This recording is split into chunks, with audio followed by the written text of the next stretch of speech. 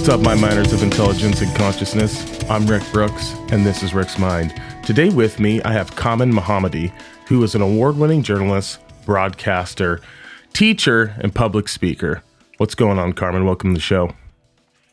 Hey, Rick. Thanks for having me.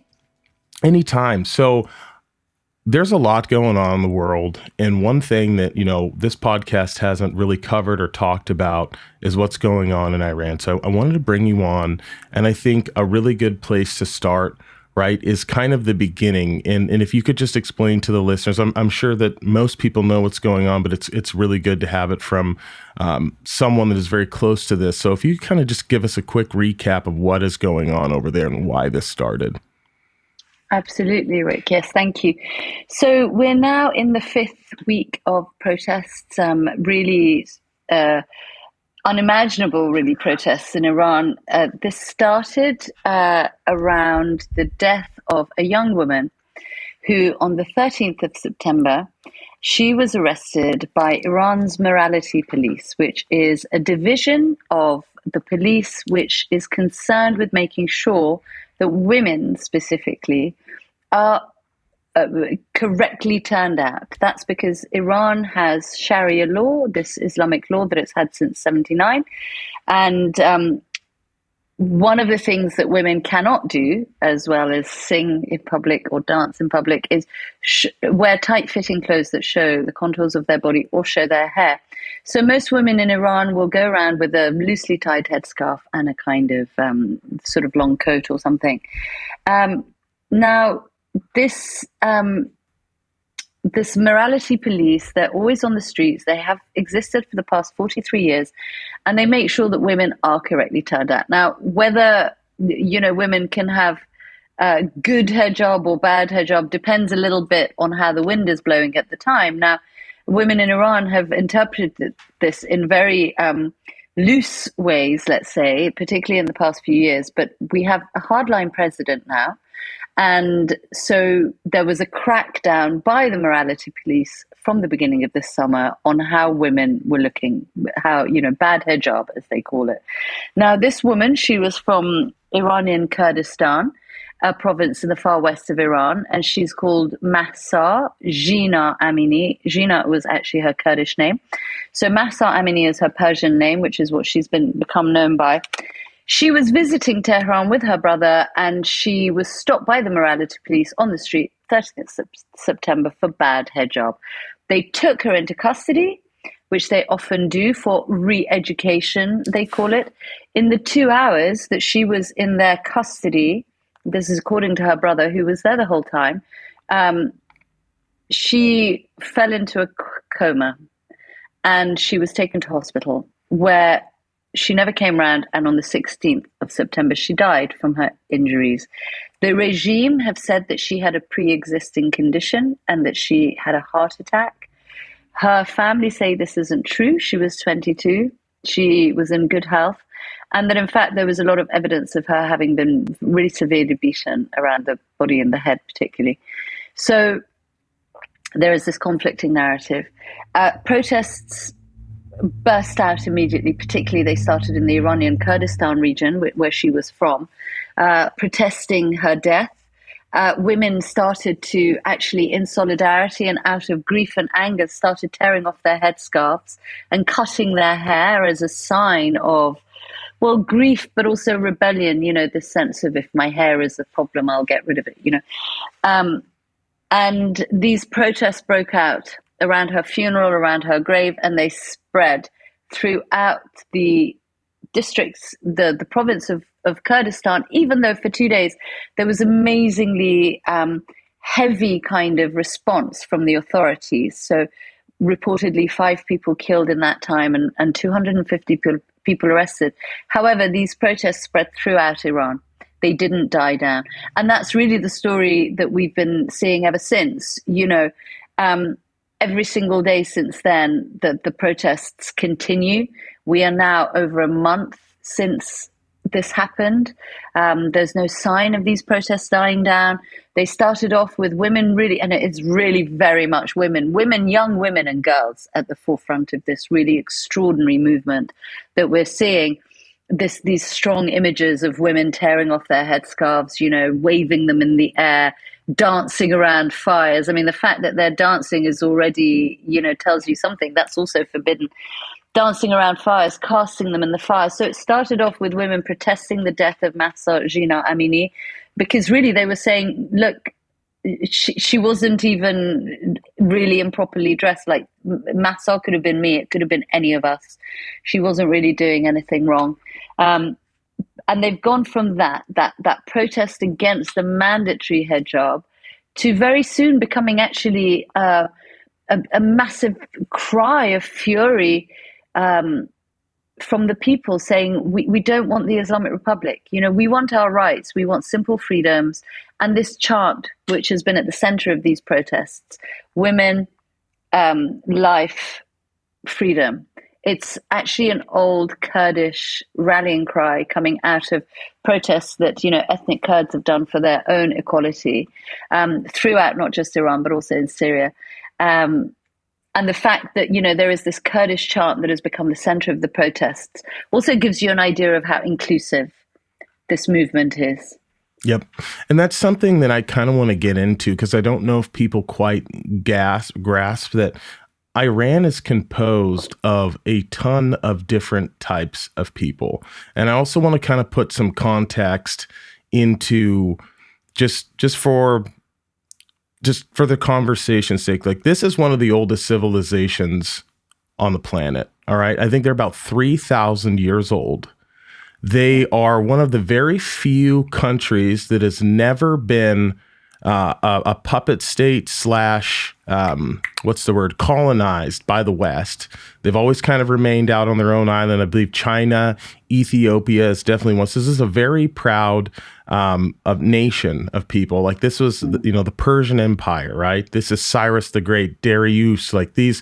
I love the history, right? When we think of 300, the movie, or, the Battle of Thermopylae, that was basically a backwater tribe to these people that it wasn't really that big of a loss. So I want to just kind of put I'm a big history nerd, right? So I want to put some context into what's going on. And not only that, the fact that this country in America, right, primarily American audience here, so I'll shade it with that context as well. We've been friends for most of since before we were even a country. In the 1700s, we had newspapers in Massachusetts reporting on the happenings of what was going on with the Shah.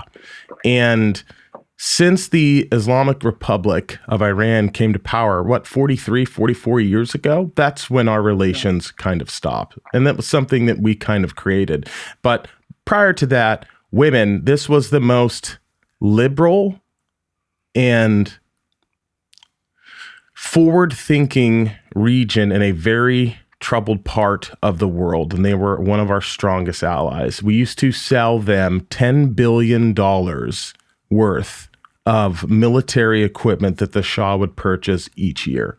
Like, that is how we had presidents, foreign dignitaries in this country. And so the people that are now living there there used to be discos in Iran. There used to be women that would wear whatever they wanted. It was its own culture, but it was a very, pretty inclusive place until the overthrow of the Shah.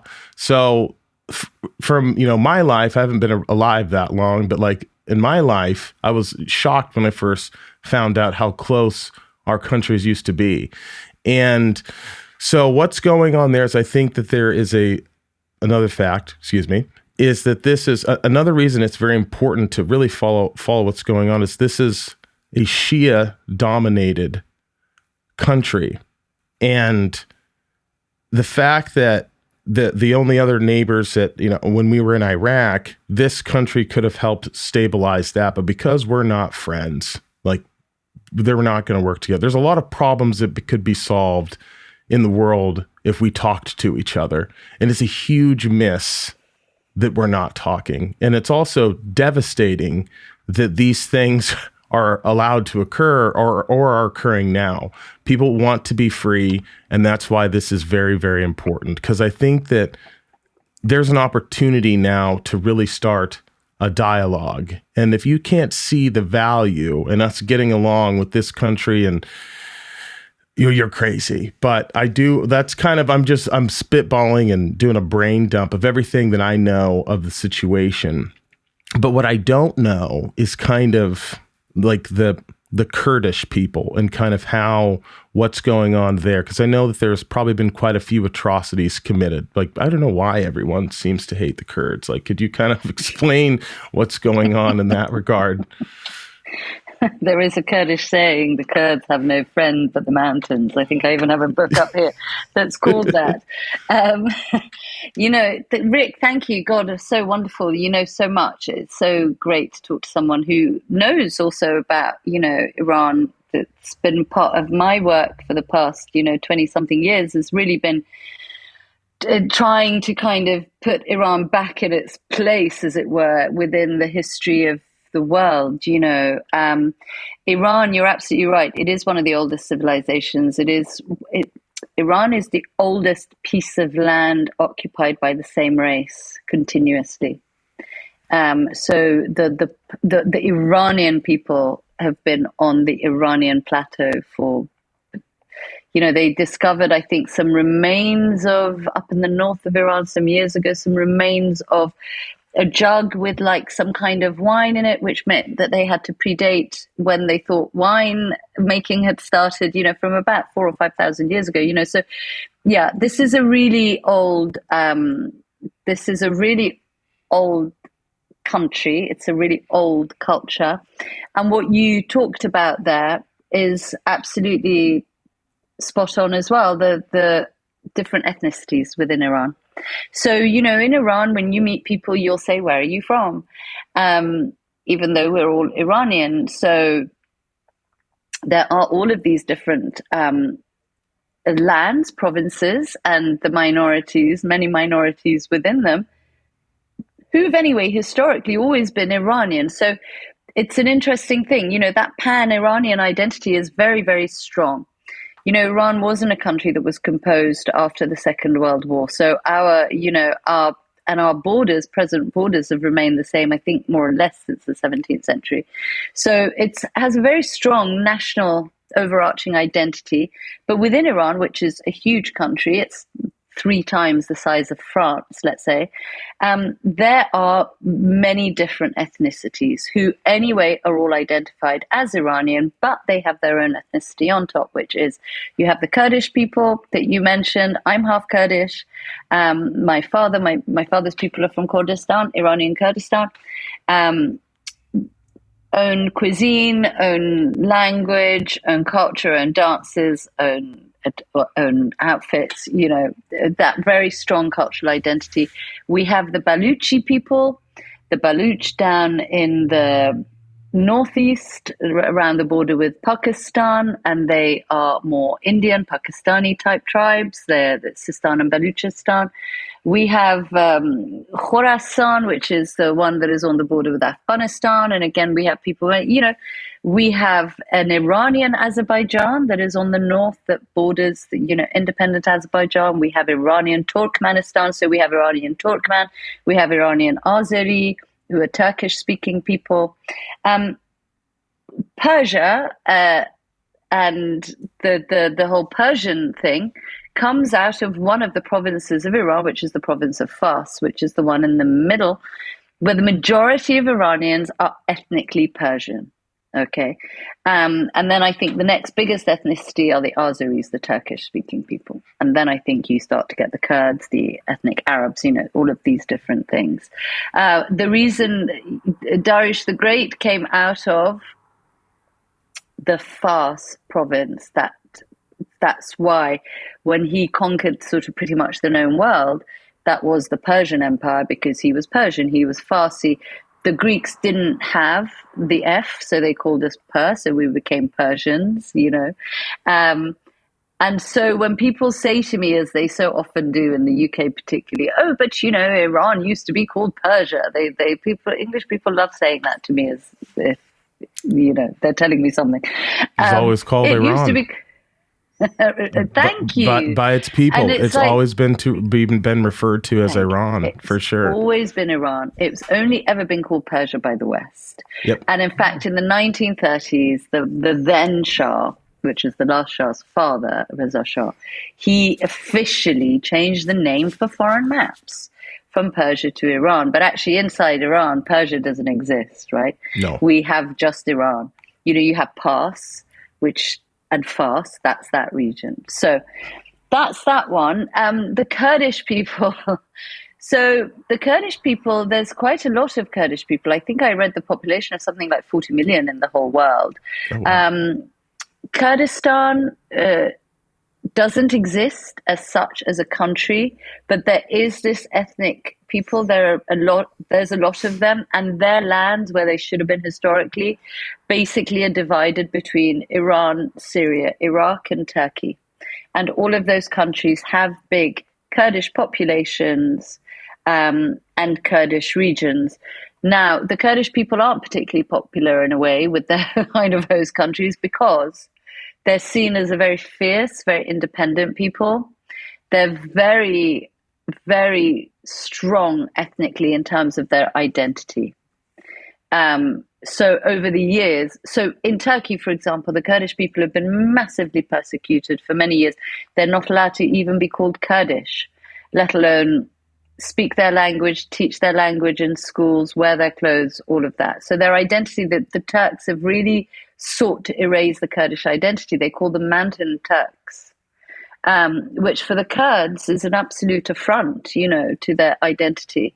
So, of course, in Turkey, there's a lot of problems with the Kurds as they're known as terrorists. There are various separatist groups, and there's all of that.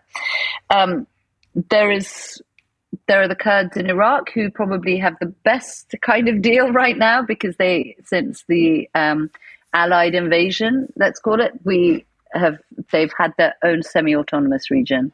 Yeah. In the north of Iraq. And that, amongst my Kurdish family, the people that I know in Iranian Kurdistan, has become a bit of a dream for them, this part of the world where there is some kind of independent Kurdish nation and identity. So the Kurds, let me talk about them in Iran, they have historically, so they've always had that part of Iran, very strong identity they have. And they've always been, this is a far western province. It borders Iraq, Turkey, large area of land, mountains, so remote as well. If you go overland from Kurdistan to Tehran, it's going to be like an overnight journey. So it's far away. It's a remote land. It's far away from, the centers of power in Tehran, for example. And so the Kurdish people have always been seen as a bit of a threat to whoever was ruling, central ruler of Iran.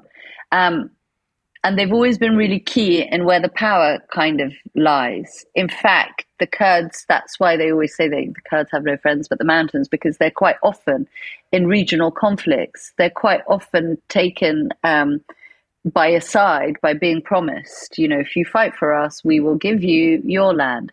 And they've been betrayed time after time after time after time. And even with the revolution of 1979, the Kurds were very active in that, and they were promised again their independence and their own land.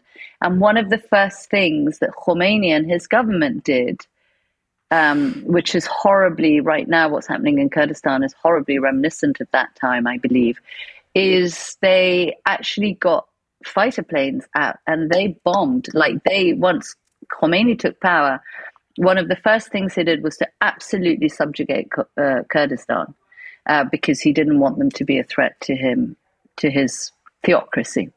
So what I've been also seeing over the last few days, particularly, Kurdistan has been really heavily under attack from regime forces. This is what's going on right now in Kurdistan as well, is, it's a horrific scene right now because I've seen scenes from Saqqez, from Sanandaj, is the capital of Iranian Kurdistan, where this isn't just people, the regime troops responding to protesters, they're actually shooting inside people's homes and inside cars. So people who are just driving past protests, Whoa. It's hard to get news out of there. So that's not being covered so much in international news right now. But the scene right now in Kurdistan is really, really difficult. And it is, unfortunately, a replaying of something that region has seen over time. Various different factions take power. They tend to promise the Kurds, because they're very brave, they're good fighters, they're quite famous for all of that. They know the mountains very well. And then they betray them, Yeah. So that's kind of what's going on. Let me just tell you a quick thing. Even the fact that Mahsa Amini, whose name, and what happened to her has set off all of this. And I find it very moving, if I'm on protests in London or here in Italy, and we're saying her name in the middle of the street. And I think this Kurdish girl, goodness, it's extraordinary to be saying her name out, all over the world, in the streets of the world. But we call her Mahsa Amini because her real name, her Kurdish name, Jina, couldn't be registered on her birth certificate because the Kurds can't do that in Iran. So you see, they can't also teach their own language in school. So there's a fair amount of discrimination against the Kurds. And the fact that she was Kurdish may or may not have had something to do with the way that she was treated, but it definitely adds another layer to, this is, this focus on the female, the gender apartheid, really, that women have been living under in Iran is, of course, the top thing that I think set all of this off. But I think you have a very kind of close layer under that, which is about ethnic minorities in Iran also, who've always been repressed, mistreated. And again, 2 weekends ago, there was massive uprising in Sistan and Baluchistan. Again, another faraway province, very kind of kept, very poor. And the regime response there, again, was extraordinarily heavy-handed. It was a massacre. I saw videos of the scenes in hospitals, and they were just extraordinary. And I think it's reported that there were 70 people killed in 2 hours, So another layer to all of what's going on right now, Rick, is that, and that's what gives us, again, the unity and the inspiration of what's happening right now, is that it's everyone, it's all Iranians. It's not just the urban elite, it's not just the sort of middle-class urban kids who go out on the streets as they often do. This is everybody. These are all the ethnicities. The minorities are really centered in this because they also have now lost people, and they've been at the forefront of the regime's repression. So what we're seeing, which is spreading across the country, it's not just in the main cities. I think BBC Monitoring has recorded 350 locations in which there have been protests. That's across all 31 provinces of Iran, big towns, small towns. You have traditionally really conservative towns like Mashhad, like Qom, who are out protesting. It's extraordinary. You have, men adopting the hijab alongside women who are tearing it off because, this is about all genders, all age groups, all political and any sorts of, religious, all inclinations, women with hijab, women without hijab. This idea, sense of unity is one of the things that is really inspiring, amidst all the devastation. Absolutely. And I want to ask you two questions. Where do we go from here? But before I do that, I know that this is something that's kind of, I feel like, been coming because I don't know if it was a year or two ago, there was a wrestler that was like an Olympic wrestler that was murdered by this regime. And that became an outcry of internationally. I know that there's a sport I follow, UFC. I'm really big into grappling. And so in my community, everyone's like, what? Why would you kill this like amazing athlete? And there's been several other instances that have led to this coming to a head. But with that in mind, and also given the history of, I believe, the prime minister in the 50s, Mossadegh. Mossadegh. Okay, I didn't want. I was going to butcher his name, so thanks for helping me there. But he nationalized Iranian oil, and he was beloved. He actually installed a democracy, and the British and the Americans, Eisenhower and Churchill, just couldn't let that happen. God forbid that a country has control of its own resources. Just for context, and I could be getting these numbers wrong, but the Iranian oil, I believe it was in World War II, that this has been going on since, but probably before then. I'm mixing things up, but like 84% of those profits went to the British government. And if you think about how much OPEC makes and these Russian oligarchs, you'll get a sense that they use that to not only put gas in oil in their fleet, one of the biggest navies in the world, but also to finance the war, right? And this gentleman who was democratically elected and was like, no, we can't have this. 84% of, not necessarily the entire GDP, but of our country's money is going to the British. We can't have that. We're going to nationalize this. Obviously, the West, we can't have that. So we overthrew this guy that was democratically elected and then put the Shah. All right. So that kind of started. So when I asked the question, where does this go from here? The best indicator of future success can be found in the past. And my fear is, let's say that but the people of Iran overthrow the government and maybe they go back to a democracy. There's going to be a lot of meddling going on. So, is there even a chance for a democracy or something better than what they have now? Which, from a Western perspective and someone that's very pro-America, I'm like, let's get a friendly government in there so we can be friends. And I could, I have a lot of Iranian friends who, one of their parents is a United States citizen, and the other one, they can't get into America or to the U.S. because of where they were born, right? And this is someone that has lived here in the past, for 5-10 years, started a career. Things went sideways, had to go back. Most of their family lives in Los Angeles area, and they're on the outside looking in. And they don't even live in Iran. They live in Germany, and they're a doctor, but they can't freaking come here. And I see that in a lot of my Iranian friends. Their families are separated. So that being said, where do you think this goes? Yeah, Rick. Well, wow. I mean, you bring such great questions. I think, first of all, the visa thing is a nightmare. You have families literally torn apart by this, and this was made worse, of course, by the so-called Muslim ban, which, people talk about it under Trump, but actually it came in under Obama. Yes. I mean, it was made more extensive under Trump. I do believe that Biden got rid of it, but it made it impossible for, our brightest Iranian minds are studying in America. Oh, no, they're definitely smart, right? And I know a lot of them. Yeah, a lot of us are friends. So I bet you do. But even that blocked them, Rick, from being able to go home in the summer because then they wouldn't be able to get back. Let's say somebody like my sister, who is a British citizen, who has not been back to Iran in the 43 years since we left. She couldn't go to America because she was born in Iran, even though she hasn't been back 43. As you say, this crazy stuff this was nothing to do with that ban, but even in Britain, when my father passed away, we couldn't get his closest relatives out of Iran to London for his funeral because there's a whole protocol for inviting people. It takes ages, it costs money. You can't just do something in 4 days. Plus which, if you're not a first degree relative, you're not considered a close enough relative anymore, so it's inhuman. This stuff is inhuman. You've seen it with your friends. It tears families apart, and it's unfair and it's arbitrary, right? And it's not just Iran that suffers from this. We know all of that. So what will happen?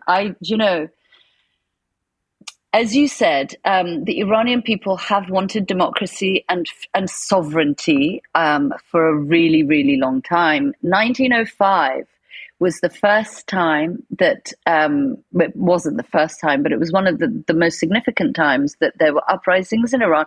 The first revolution that we had in the last century, and that was the Constitutional Revolution. And that was about bringing a constitution, bringing a parliamentary sort of government. So we started the Majlis. So I think we were the first country in the region to do such a thing, to try and take away power from the monarchy, to try and clip their wings a little, to have the country run by elected officials instead.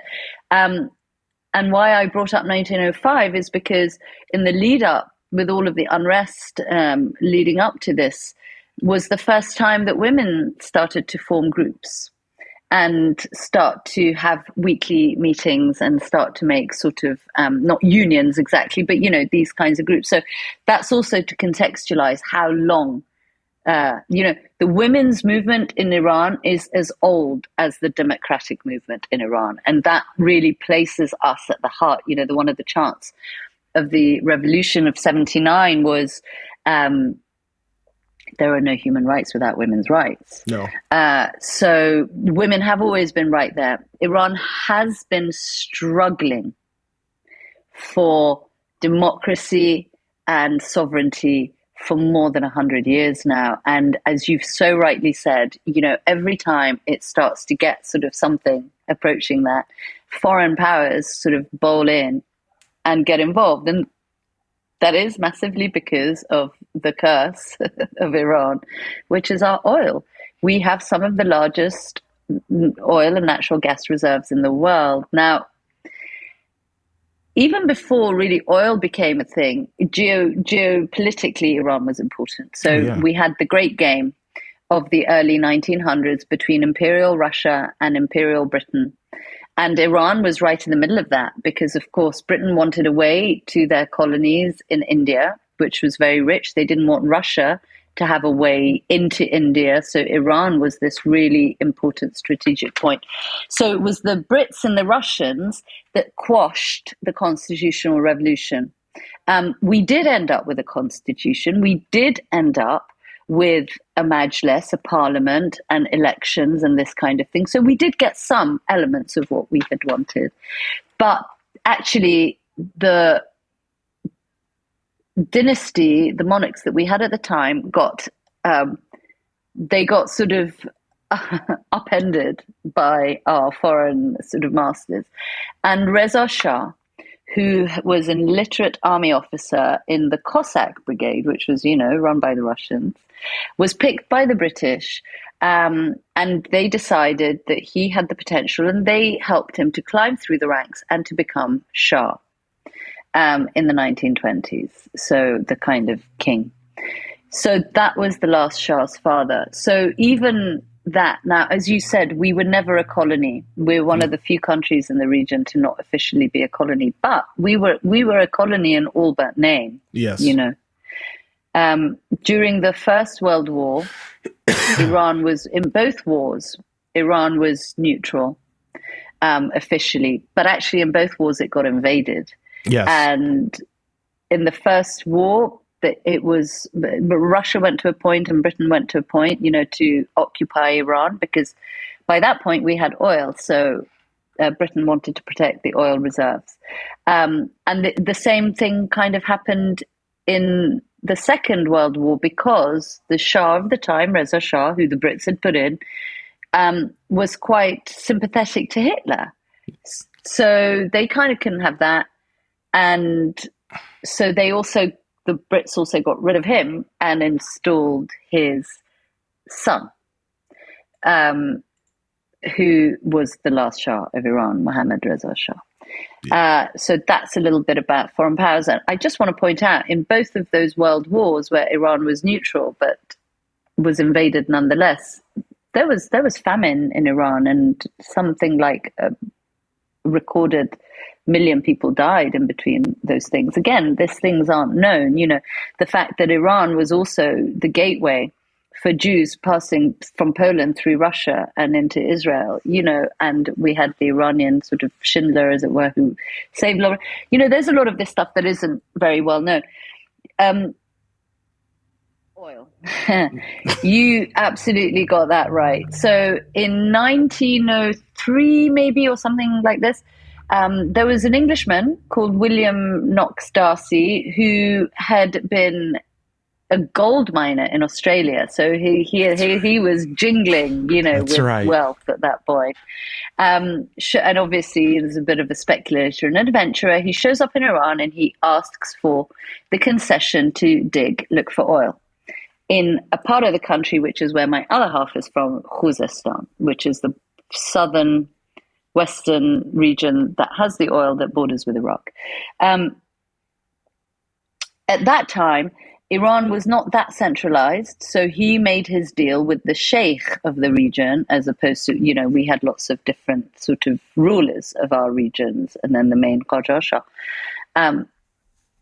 So he made this deal, and that was the Anglo-Persian Oil Company, which later became BP. Now, Anglo-Persian then was being financed massively by the British government, even though they weren't officially involved, but he was just a sort of private speculator.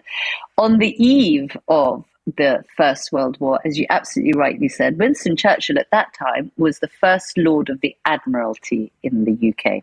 So he was running the Navy, which was a massive resource for the UK, and they had just converted their ships from coal to oil. So in order to make sure that, the fleet was going to have enough power to run, particularly through this great war coming up, he persuaded the government to invest in Iranian oil. And so the majority shareholder in the Anglo-Persian Oil Company became Her Majesty, this government, His Queen, Majesty now, but Her Majesty's government then. So they were... So yes, 80. We got 16%. 84. 16, yes, I think it was 16. Yeah, exactly. 16% of the profit went to Iran.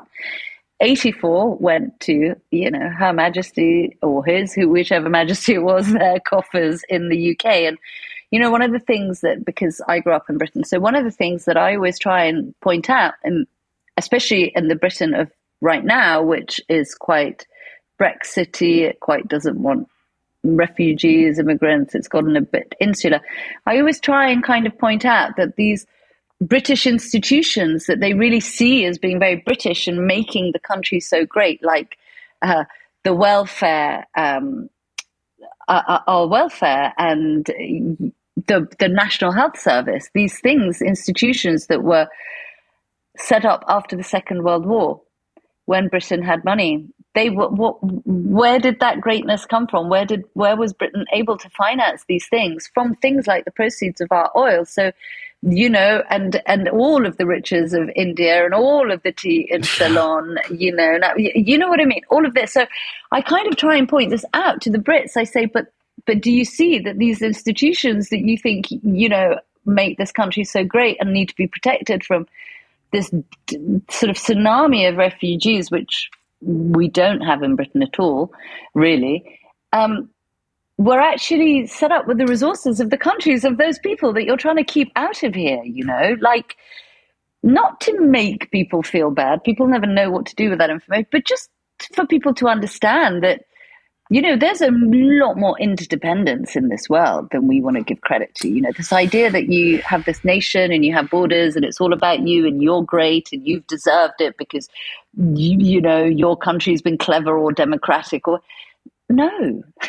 Not really true, is it? I can relate to that in more... Because I know a lot of history, but I still forget that sometimes. And I definitely think a lot of my friends and people that have the same worldview as me, we forget that our country, right, NAFTA, probably wasn't the best thing, putting a lot of Mexican farmers out of work and destroying their economy for cheap. And so there a lot of the and I don't want to get into our foreign policy. We might have the worst foreign policy, the United States, in the history of the world. Like, it's so bad sometimes. Sometimes it's good, but 82% of the time, 85% of the time, it's terrible. But we do tend to make our own problems, and we've made a lot of messes. The Taliban, for example. Like, they were our allies in the 80s, and then the Mujahideen, we created them, and we sold them missiles and we sold them weapons to fight the Russians, and then We created bin Laden. Yeah, ISIS. Yeah, another thing. What's going on in Syria, which also Iran could potentially help us stabilize that. Go ahead. Well, this is all stuff, not to interrupt you, but this is all to say, funnily enough, all of what you've just mentioned takes us back to, when did America enter into this kind of relationship with Iran? So we were a sort of client of the UK, really. As you said, Mossadegh came along in 1951 and nationalized the oil industry, at which point, he was very popular, not just he was a democratically elected prime minister. He was not just popular in Iran, but he was Time magazine's Man of the Year, I think, in 1952. Mm-hmm. He was seen as this great inspirational leader. He actually, what he did led to a bunch of, different resources in the region being taken back by their sovereign sort of governments, led to the Suez crisis, this kind of thing. So he was, then if you look at newspaper headlines at the time, the British ones, he was utterly demonized in the UK press. And there was a big sort of campaign against him. And this is when you had, I think there was a president in the US who was not keen, who was quite sympathetic to Mossadegh, so he wasn't interfering. But then there was a change of power in both the UK and in the US. So we had Churchill come back in, and I think, as you said, Eisenhower, wasn't it? And they said, yes, let's do this. So they engineered, it's very well known now, they engineered a coup, MI6 and the CIA, Kermit Roosevelt, he was the one who was on the ground in Tehran. He was, given this mission. He went off. There's an amazing book written by Stephen Kinzer, All the Shah's Men, I think it's called, somewhere on my shelf, which reads kind of like a thriller about, how they went to Tehran and they fomented this coup. And the Shah of the time, our last Shah, who had run away because of, Mossadegh being popular and this kind of, these troubles, he was reinstalled back in power and Mossadegh was arrested. And so the status quo was, we didn't really go back to the status quo, but there was a new version of it. And that's when America became maybe, let's say, the bigger unofficial colonizing power in Iran. And what you talked about, actually, Rick, it was this beautiful relationship. I think I said this in my book, The Cypress Tree. The relationship between Iran and America is like that of two people that had a really great marriage and now are having a really bitter divorce, because the Iran that I grew up in, we had a Cadillac, we had so much from American culture. So many Americans, my father was in the oil company, so we had so many American colleagues there. He traveled every year to America. Yeah, at one point, there were 40,000 Americans living in Iran. 40,000, all working in the oil industry, right? Teachers. Yeah, that's quite a few. Yeah. It's quite a few. Sorry to interrupt. There was and you know what? The Iranians, because of our long history of interference from the Brits, the Iranian population loved America in a way that they didn't love Britain. Loved America. Yeah. Even now, I have aunties who blame everything that ever happens in Iran on Britain because that's historically what people did. It's always the fault. They would always say, go and ask your queen. Yeah. She knows what's going on. But they would never blame stuff on America, maybe now they've started to, but historically, the suspicion of Britain, as this interfering, colonizing power was so great. And America was really seen as not just a colonizer, really, but actually as more of a partner. And definitely American culture, American fashion, American goods, American cars, American everything was kind of where it was at, in the 70s in Iran, the Iran that I remember.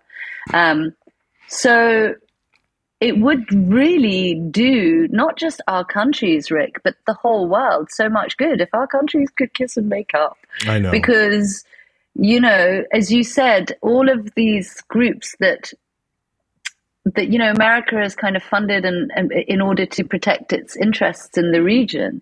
You know, this could so easily knock into what's going on in Iran right now. I mean, that's and Iran is a power in the region. It was in the Shah's time a stabilizing force. It was seen as a stabilizing force in the region, and it would absolutely, you know, right now the Islamic regime in Iran, it is a state funder of terror.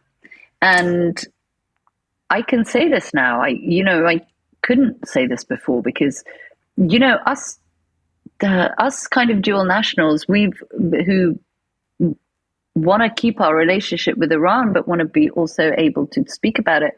You know, we walk a very difficult line. We have always done, because on the one hand, the rhetoric around Iran since 1979, but particularly more so since, you know, September 11 and the Axis of Evil speech, that we felt so strongly that our country is about to be attacked. You know, in fact, it's quite the only one in the region that hasn't been in these last sort of 20 years. That we've had to be quite careful about, you know, we want to denounce the regime because of its crimes, its worst crimes are against our own people, you know. But at the same time, we don't want to give fuel to the narrative in the West that Iran needs to be, you know, invaded or whatever. And we're in a tricky moment now, I have to say, with these uprisings regarding that. But that's what I mean. Before, I would have been hesitant to say state sponsor of terror because I would have thought, I want to be able to go back. I don't want to get arrested. I don't want my family to get into trouble. But, you know, I've been emboldened by these protests, as the people in Iran have. So the Islamic regime, it's very strong, it's very powerful, it's very well established. And that's a problem because the West could have tried to stabilize you know, they could have tried not to allow Russia and China to be the dominant foreign powers inside Iran. You know, we've in the West, that's been a problem for us, that we've lost influence there, that we don't have soft power. However, the Iranian regime does fund, you know, Hezbollah, the groups in Palestine, Hezbollah, you know, it's all over Lebanon, it's all over Syria, it's all over Yemen, it's all over, you know, there are Iranian drones that are dropping Russian bombs in Ukraine. Yep. They ain't good for anyone. You know, it would be an amazing thing, first for the Iranian people, but secondly for the rest of the world. Yeah. If we had a peaceful, democratic Iran, because here's the thing, the Iranian people are not the regime, right? Just in the same way as the American people are not Biden or Trump or whoever is representing you. You know, but particularly, you know, democracies, even in a democracy, you can see how difficult it is to get someone to represent the people accurately. But, you know, when you have a theocracy, an authoritarian regime, the idea that for the past 43 years, the people of Iran have been seen as the same as the regime has been one of the most distressing things to all of us, you know, inside and outside. Yes. And I have to say, because I still think there is a ton of love between, especially on the Iranian side of Americans. Because one of my best friends was born in Iran. And through him, I met a lot of Iranians. A lot. Some were just studying in the United States at college, and we would all hang out. And it was just like, man, we love you guys. You should come visit. I had I became friends with a professor that taught nuclear engineering. I don't even know what class I was in at this time, but she was telling me about how you can ski and like there's just so much, and you should come visit. We love you guys. I don't like the government, but, you know, it's a big reason why I'm here. But it's, and again, I also want to say that is skewed. These are people that are studying in the United States. These are a lot of these people, their family had to leave when the Shah was ousted. And, but I guarantee you, I mean, there was a documentary that I watched, a number of years ago about a basketball player that went to Iran to play basketball. It's this brother, there's some league, and he ended up just falling in love. The people loved him. There were a lot of people like, I used to live in America. And I was just shocked. It kind of just opened that my friends, they opened this world, and I got interested and started looking into the history of it. But I don't know how something like this gets done with the regime that they have now. And my fear, we talked about this earlier. It's like if that regime is ousted, then it becomes this giant pawn again, right? Where the West, like, can we get back in? And Russia's like, no. So I don't know. Yeah. And I also couldn't tell you, and this is a fault of mine. I hate the news. I do not watch the news at all. I have no idea I know that this is going on. It's been on social media. This was also outed on the podcast. I have a terrible tendency to watch like kind of crazy videos. And there's been a lot of crazy things popping up on the internet out of Iran. Like, just for example, one kid, there's 2 morality police officers, 1 woman intervenes, and then this group of people just gang rushed this cop. And I don't know if they killed him, but it didn't look good for him. And then everyone scrammed, right? So there's a lot of crazy things happening, a lot of bloodshed. But I don't know, my question to you is this being covered a lot in the media? Is there a giant, like, is it getting the same amount of coverage as Ukraine? I have a lot of my Iranian friends say, no, I can't necessarily trust my sources but I do trust you. I love you guys. You know who you are, but I can't trust you. I got to ask Kamin. You know what? No, it's not getting enough press, and it's been really distressing for all of us who are watching this. Here in Europe, particularly, you cannot imagine the blanket coverage of Ukraine, Russia, this, that, blah blah, cost of gas. Everything's going to be expensive. In Britain, it's all about what the government's doing. And it's just extraordinary to me that so many news outlets have just. There's been a couple of news reports, but nothing like. And so mainstream, traditional, legacy, whatever you call it, media, I don't think has really caught up. CNN has done a little bit. The BBC has done a little bit. It, continues to do bits and pieces. I mean, I've been all over a lot of these programs. I've spent the last month, it's been like a full-time job, writing to every editor that I know and saying, aren't you going to cover this?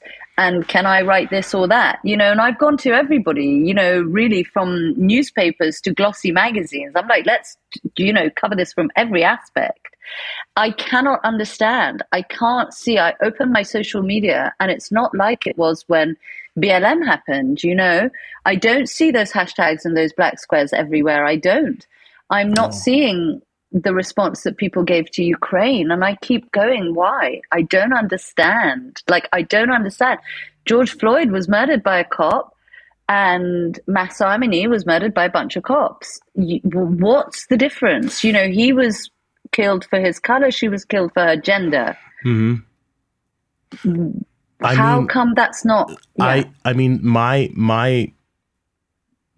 take on it is, and forgive me, but I feel like the take is this happens all the time in that section of the world. Why should we care? Yeah. And it's we've, you and I during the course of our conversation have outlined why you should fucking care. Like, not only there's a giant opportunity here. And I feel like that's dark also for me to say. Sorry, I sometimes speak in the but there's a giant, I'm going to say it again, I'm so sorry. There's a giant opportunity here, right? To mend or get on the right track. And I don't think we're smart enough to take it. It's not sexy. It's not going to sell. It's not, you know what I mean? Like, it's not like they're so, that's so far away and they don't think it's relevant, but they don't know. Like, people don't know. And I can't imagine how frustrating it would be for you. And it is frustrating for me too, as a giant history nerd. Like, people have so much to pay attention to and think about. Not only that, there's an election cycle that's going on in the United States. So and it's generally local. There's a lot of gubernatorial races and whatnot that are happening, and those people really can't do anything. But I do feel like if this continues to go, in the next and it's going to, But that's something that probably will be talked about when you get to the congressional races and whatnot. So it's just they have to persist a little bit longer with no help and no aid. And any aid that they're going to be getting is not. It's Russia, China. This is bad for business. They don't want to see this succeed. Yeah. So it's like, really what are we doing? It's very tricky. What's up, John? I just wanted to add some perspective too. Like the United States, as far as like immigration and helping like people that are in need since World War II has kind of been very spotty. It's like our great legacy as a nation of immigrants, but since the 40s and the 30s, that kind of has flipped, where during World War II you had where the American people were pretty split whether they wanted to help people to, escape the Holocaust in Europe. But the State Department and the government was very much opposed. And like Rick said, now, we have the midterm elections are happening, and it's a lot of local elections and gubernatorial elections, but there are huge stakes involved in this that like if the Republicans flip the Senate or if they flip the House, stuff is going to happen. So, and I think you're right, Rick, that just people here assume, oh, this happens all the time. Everywhere is a dictatorship in the Middle East. Yeah. It's insane, and I'm polling for the people. I think that I think that they're tired of this. There's an institutional memory too of when things were different, and those people are still alive that realize like this is not normal. Like we did not used to have hijabs. Like this isn't. This isn't necessary. This isn't who we are as a people. Like we have 1,000 years of letting people govern themselves and having. We wrote down the first human rights. Our civilization did. This is not who we are, it's frustrating for me to see this happen. Right, like this is not this. This is not reminiscent of this culture, this civilization at all, what's going on. And most people know that. And so that's why, you have men and women all on the same side and being like, yeah, we know more. People destroying Khomeini's picture and like, they don't want this. Every Iranian person I've talked to hates the government. They all hate him. They all hate what's going on. Yeah. You're so right, Rick. I thank you so much for understanding. It's quite rare to come across people who have the depth of understanding that you do around Iran and what it means internationally. And yes, it's, as you say, I mean, yes, of course, this will touch all of us in terms of geopolitics, but also I say to people, but this is the front. Are you a woman? Do you know a woman? Do you love a woman? Do you consider yourself a feminist? Well, then have a look at what's going on over there. There are 15-year-old girls who are taking off their hijab and with their hair flowing are getting in the face of regime officials and chasing them just with their words out of the schoolyard. I mean, what are we talking about? This is young girls putting their actual bodies on the line. This is the most embodied kind of movement on the line to physically take space back. These women, seeing them walking, and we're seeing more and more pictures like this, quiet civil disobedience, women walking along in Tehran, just wearing normal clothes, just not wearing a hijab. I showed a picture to my husband who's Italian and I said, look at this picture. And he went, what? It's a normal picture. And I'm like, yeah, well, what's weird about it? It was a woman in a skirt and a top with a handbag across the middle with her hair out, taking out money from a cash point. But she was in Tehran, and it took me a second, and it took him even longer to go, but hang on a minute. What's weird about this is that she's not weird. Like, she looks like everybody else in the world. She's just normally dressed. She's not wearing hijab. That in itself is extraordinary, and perhaps people can't appreciate how much people are laying their lives on the line. There is a mountain, a mountain climber, if that's what you call them, called Elnaz Rekabi, who right now is competing in the Asian Mountaineering Championships. I don't know where they are, but somewhere in the world, not in Iran. And she is doing so for Iran without her hair covered. Wow. And that means that when she goes home, she will be arrested, and she may be tortured, and she may be raped, and she may be beaten to death. And I think what people don't appreciate is how significant what is going on is. You know, every time a girl takes off her hijab, every time any of those people, men or women, go out on the streets with their faces showing, you know, every time one of them comes and speaks, they're risking their lives. You know, you talked about the wrestler.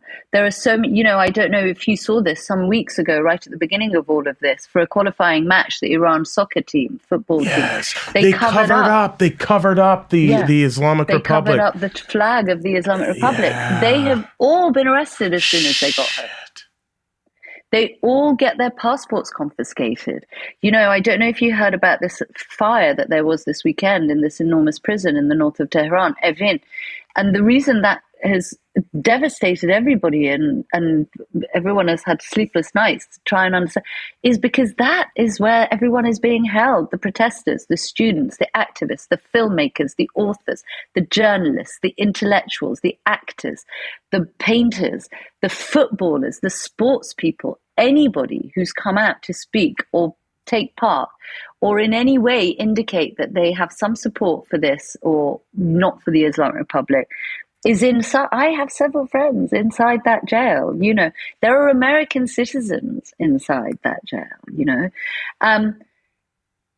So this is so wide ranging, you know, people are so brave to be doing this. So where it touches us is that this is feminism. This is the front line of feminism, but this is also true, you know, that word that we use, so true intersectionality, because this is men standing up for the women. You know, this is men joining the feminist movement. This is everybody joining. This is schoolgirls joining this movement in order to protect and to stand with university students who were also, you know, campuses were raided and they were devastated and they were arrested. So this is what I say to everyone. This isn't about, it's over there, I don't know who they are, I don't want to say something that's against someone's religion, they do this stuff all the time, I don't understand the culture, I can't, you know, I don't know what the reliable news sources are. All of that I can accept. But you know what? You're a human being, they're human beings. Look at what's going on. This is about humans. This is about human rights. This isn't culture. It's not religious. It's not some, you know, funny thing that happens in the Middle East that you're too scared to say anything about. This is about people asking for really, really simple things, like the simple right to be able to choose. You know, this isn't Iranians going, we don't want to be Muslim. This is Iranians, including devout Muslim Iranians, saying, we want the right to choose, because the regime has taken a symbol of, you know, many people's faith and symbol of their devotion. You know, the way that they show that they're devoted to Allah is, you know, they will cover them. They've taken this symbol and they've turned it into a tool of oppression for half of the population. And no one wants that, including those people who really devoutly, you know, believe, because that's not correct. But it's the same as a woman in France or in India being forcibly unhijabbed. Mm-hmm. It's the same thing. You know, this isn't about the hijab. This is about choice. This is about a woman's choice over her body. And it's about people being allowed to live in some dignity, you know, and you said this, the many things that have gone into this protest are not just the death of Mahsa Jina that day.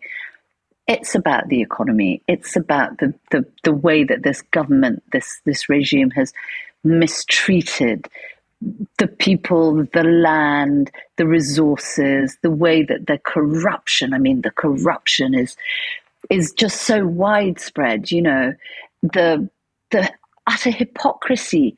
You know, you can see on social media. I was going to get to that. The children and grandchildren of these men who are authorizing this level of violence against women on the street. You can see them in their mansions in LA, you know, wearing New York nothing, and Paris. Exactly. Right? I was just going to say in that. London, you know, it's the hypocrisy of it. That it's the pilfering, it's the extortion, you know, it's just the daylight robbery of what they're doing under the name of Islam in our country. And, the botched COVID, 65,000 people died in the first few months in COVID in Iran. Iran couldn't shut down and lock down. They didn't, the economy couldn't stand it. So this is an absolute bursting out, I think, of fury against this regime that has treated its citizenship with such contempt, with such little humanity for not just these past few years, though it's gotten worse, but for the past 43 years. I feel that. You see, the average age of those being arrested is 15. So you see, this is something, in the hands of a 15-year-old girl shouting. You can hear them, the fury in their voices. And I think, where has this come from? And I think, but it's come from us. It's come from every generation that has been put down and has shut up out of fear, has tried to negotiate, has tried to get along, has tried to just manage their life somehow. And why it touches us all is because this is human spirit going, enough. I will not take any more, right? And that is positive, that is inspiring, and that does touch the whole world because, we think it couldn't happen to us, but we can see women's rights are being eroded all over the world. Women's bodies are very much the battleground for a lot right now, even in the States, So we do need to take notice of these people. We need to take also notice of how united they are, because I think that equivalent movements in the West are not that united right now, So the unity, the seeing, I've heard protesters saying there are people in these protests who are religious and they're angry. There are people here who are not religious and they're angry. There are people here who are, LGBTQ and they're angry. There are people here who are, and they're like, there is space for everybody because every single person has suffered in some way or another at the hands of this regime. Some people more, some people less, but everybody, including those of us in the diaspora, we too have suffered. Our lives have also been affected by that. We're not suffering daily like our brothers and sisters on the ground, but, we've lost our homeland, our language. I can't speak to the people I want to in case I'm a journalist in the West. If I ring someone, they might get arrested tomorrow. What is that like to live with? Everyone has been touched, and that has become the thing that is unifying everybody. What some of the chants are, we stand as one, otherwise one by one we are done. Yep. Something like this. It's that real sense of unifying for one common goal and supporting each other. Absolutely. Helping each other and supporting each other and tolerating. And I think in the most idealistic way, that definitely is a place where we should all be being touched by what's happening and watching it and being inspired by it. And then, of course, there's all the other reasons, the geopolitical, and as you say, what could come next could be very scary. Yes, absolutely. Well, listen, I think that's a great place to end. I really enjoyed speaking with you. I wish nothing but the best for this move. I hope they take it down, remove the shackles, and return to what they were always destined to be, the people of Iran. We're with you. And, where can people find you? I know you have a book. Please, anything we can do. Thanks, Rick. I have a book called The Cypress Tree, which was my first book. It wasn't published in the US, but you can buy it on Amazon and get it shipped in. So it's called The Cypress Tree. That's all about Iran. My second book is called Bella Figura. That is published in the US. That's all about Italy, which is where I live now. So slightly off topic. Mm-hmm. I have a website, Kamin, Kamin.co.uk, where all of the work, particularly all the work I'm doing at the moment, is going up there every day, being updated. So you can find me on those. And Rick, thank you. God, it's been such a pleasure to talk to you. I feel like I could talk to you for hours. Oh, yes. Yeah, I've enjoyed talking with you as well. I've learned a lot. So thank you so thank much. you. And you know what? Inshallah. Yeah. Well, we'll put your socials. Thanks everyone for listening. Go ahead. We gotta, please like and subscribe to the channel if you want to see more content like that. It helps our channel grow. And Kamin will definitely have you on again. This is a great conversation, and I'm looking forward to many more. Thank you, Rick. It's been my pleasure.